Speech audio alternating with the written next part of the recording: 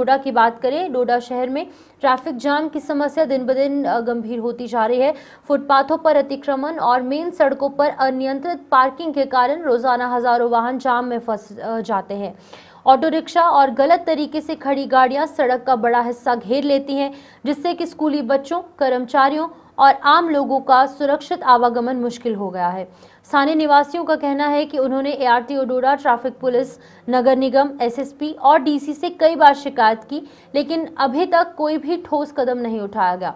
लगातार बढ़ती परेशानियों से लोगों में नाराजगी भी बढ़ रही है। विकास मन्हास हमारे साथ इस हवाले से और अपडेट करने के लिए ज्वाइन कर चुके हैं। विकास, इस हवाले से क्या कुछ अपडेट है? लोगों में नाराजगी बढ़ रही है क्योंकि लोगों को बेहद ज्यादा दिक्कतें झेलनी पड़ रही हैं।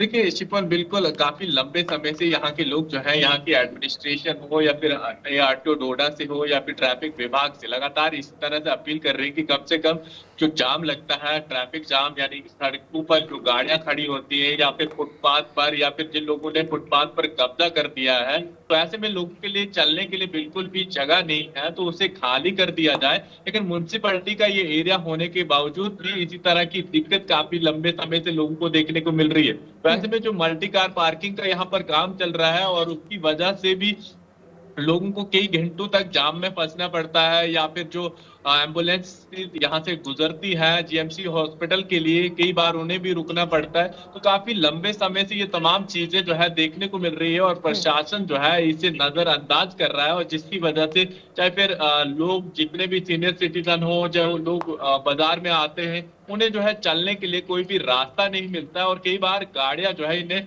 टक्कर तक मार देती। तो ऐसे में ऑटो रिक्शा जो है, इनकी तादाद भी लगभग 1000 के आसपास डोडा में बढ़ चुकी है, और जिसकी वजह से काफी ज्यादा जाम की समस्या बन चुकी है, और वो कहीं पर भी सड़क के बीच में खड़ा कर देते हैं। तो ऐसे में कम से कम ड्राइविंग लाइसेंस चेक किए जाएं, जिनके पास वैलिड लाइसेंस हो, या फिर प्रॉपर बताया जाए कि किस तरह से यहाँ पर इतनी सी गाड़ियां चल सकती है, जिसकी वजह से ट्रैफिक जाम तो नहीं लगेगा। कम से कम लोग जो है आसानी से अपने ऑफिस या फिर स्कूल या फिर अपने घरों तक सुरक्षित पहुंच पाए। बिल्कुल विकास, अब ये जानना चाहूंगी, जिस तरीके से लोगों की तरफ से कई बार अवगत कराया गया प्रशासन को, DC को, नगर निगम को और SSPs को भी, ट्रैफिक विभाग को भी, क्या उनकी तरफ से कोई इस इलाके का निरीक्षण किया गया? क्या उनकी तरफ से परेशानी समझने की कोशिश की गई और इसका निस्तारण करने की कोशिश की गई? क्या अभी तक प्रशासनिक तौर पर कोई स्टेप उठाया गया है इस हवाले से? देखिए, अभी रिसेंटली एक वीक पहले जो है डोडा पुलिस ने पब्लिक दरबार रखा था, जिसमें अपने लोगों ने ग्रीवेंसेस रखी थी, और साफ तौर पर बताया था कि बहुत बड़ी समस्या जो है ट्रैफिक जाम को लेकर है, जिसमें कई दुकानदारों को भी नुकसान झेलना पड़ता है।